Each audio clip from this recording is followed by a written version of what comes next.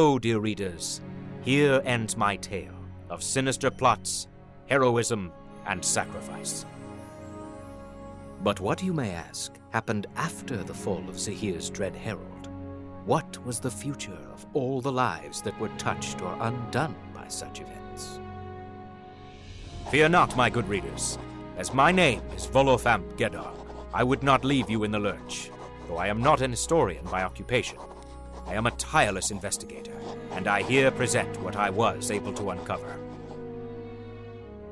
Though it played host to us for a time, by all accounts, Zamorak remains unchanged. However, my sources whisper that certain high-ranking officials have fallen under Yuan-Ti control. More troubling still is the uncertainty of whether the Yuan-Ti in question still bear fealty to their ancient god Seth, or worship the vile interloper Zehir.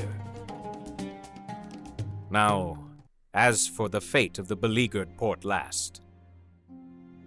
With the raging storms in the area put to rest, Port Last was able to repair itself and resume sea trade, slowly growing in size as it capitalized on the import of knucklehead ivory from Icewind Dale. With Port Last free of Luskan invaders, Neverwinter forces acted quickly to re-secure the town, and Lord Nasher himself called the liberation of the town a hero's deed. Her days of necromancy behind her, Naya returned to Port Last, reopening her magic store. Before long, she became known as one of the best resources for magical items in the northern Sword Coast. But what of the tiny village of West Harbor, the childhood home of the great Knight Captain? Though West Harbor was saved from the Dragon Twins, it sadly fell under the influence of a nearby cult. Though Chantian clerics acted quickly to destroy it, the cult claimed the lives of Jan Buckman and other harbormen. Consumed with grief, Jan's father Laszlo vanished into the swamp, and the poor village of West Harbor eventually followed him, reclaimed by the wiles of the Mayor of Dead Men. As for souls who lent their aid, they too have not been forgotten. After the events at the Temple of the World Serpent, Belueth's rage at the cults of Zehir seemed to intensify ever greater, as if she piled all the hate and anger in her heart at the feet of the god and his minions.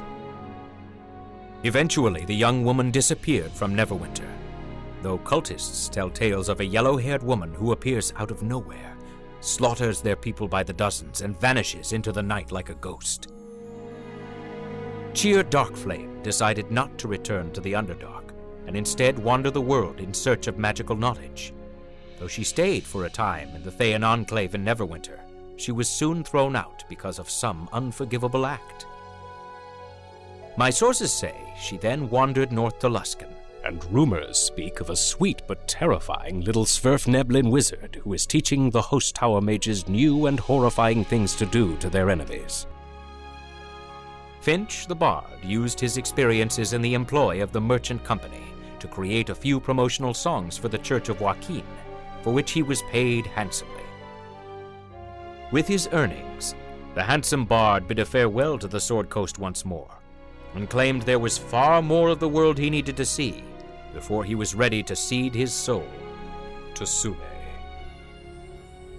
The last anyone saw of him, Finch was boarding a ship bound for the distant land of Kalimshan, and already wooing a lovely young noblewoman on board.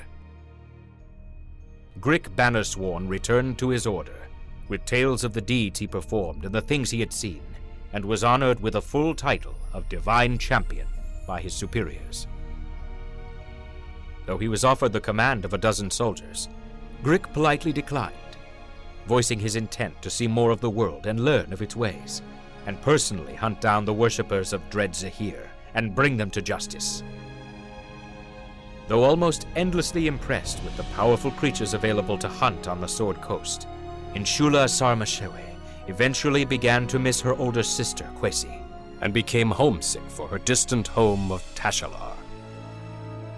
Carrying many impressive trophies of their hunts, Inshula and her sister returned home to Tashalar. In the chaos that followed the fall of House Sasehin, they worked tirelessly to keep their home city safe and remain as its guardians still.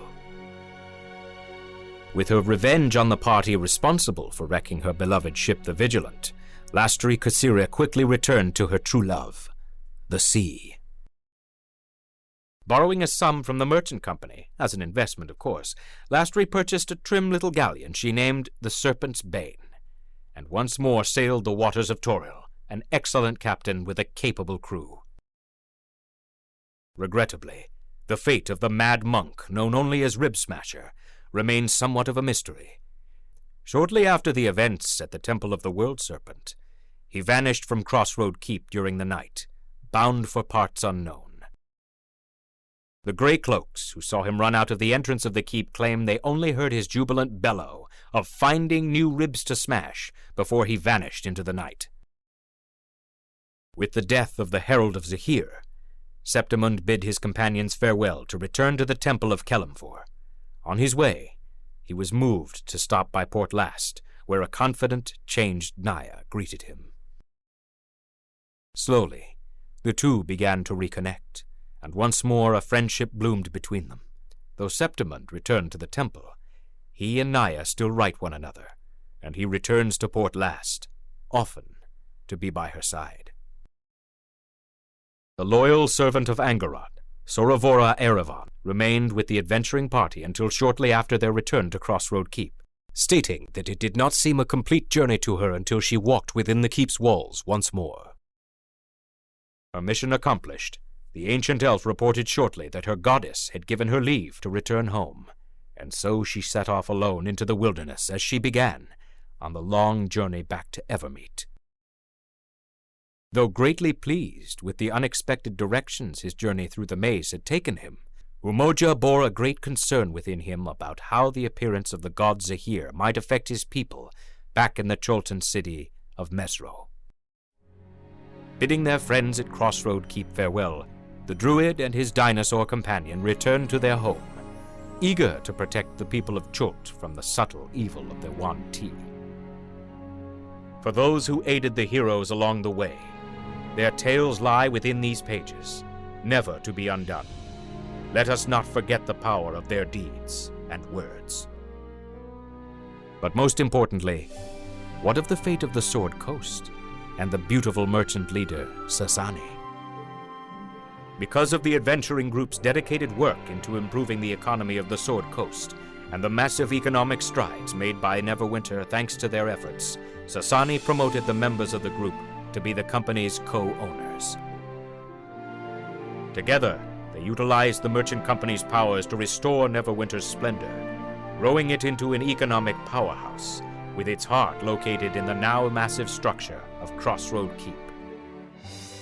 After the vanquishment of the Sasane, Sasani abdicated leadership within the Soringar clan to return to Crossroad Keep, resuming her noble work restoring the economic prosperity of the Sword Coast. True to her word, the elegant Sasani introduced many innovative initiatives to bring wealth and prosperity to the region, but never at the cost of lives or livelihood. She became known as an intelligent and fair businesswoman, and after a time, even her enforced promise of harming no one ceased to chafe her, and she appeared to be almost comfortable within human society.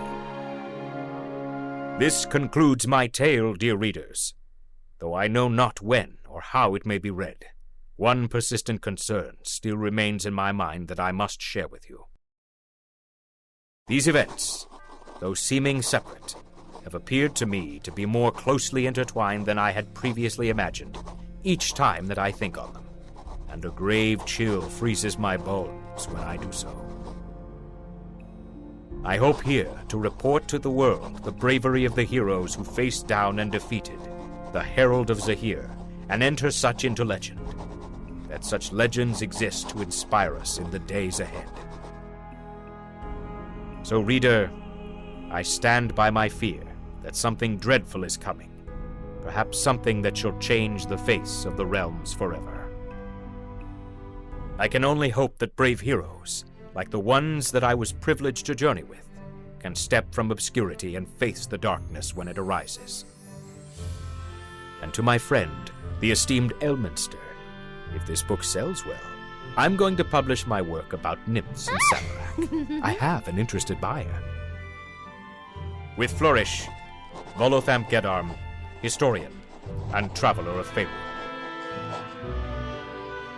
The end.